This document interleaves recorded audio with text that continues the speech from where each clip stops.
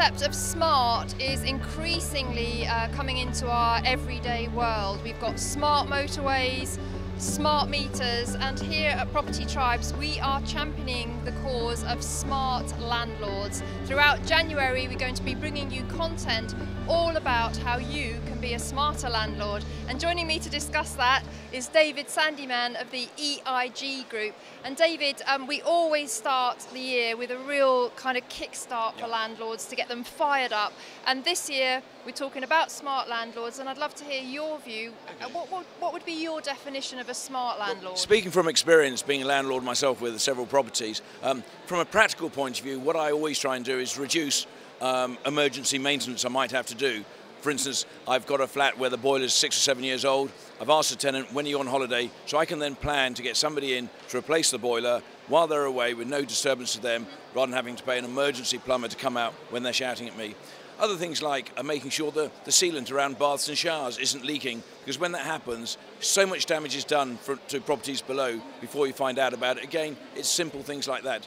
Are the gutters clear, or are they blocked and running down? Is ivy growing up the outside?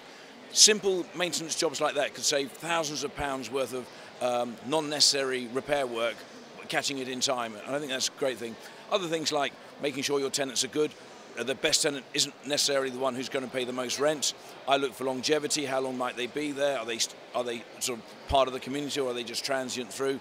Because a tenant turnaround costs a fortune in terms of fees and the risk that your next tenant won't be as good as the last one.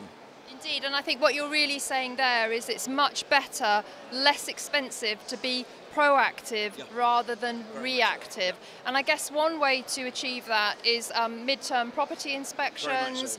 But you know, it's the start of the year. Maybe it would be a nice time to maybe contact your tenants, ask to meet for a cup of tea, check the property, and do all those little checks that you said. Yeah, indeed. I mean, I went to a house up in London the other day, which I have, and I went around and the carpet looked pretty grubby. I said, "Aren't you cleaning it?"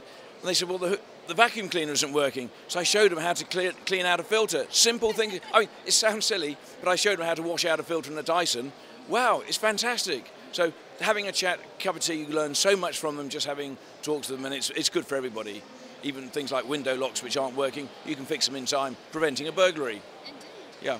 And what would be your kind of top tip in 2019 for landlords, other than you know, being much more proactive in their business?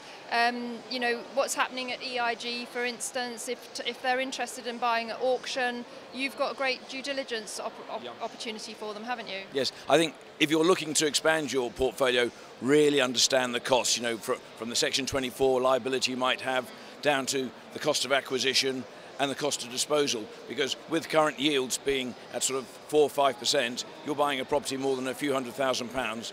By the time you put the extra 3% on top, the amount of fees you're going to pay just to buy the property could wipe out your rental income for a year and a half before you start seeing any return on your investment. So really do the numbers carefully, and don't kid yourself that it's a quick win game.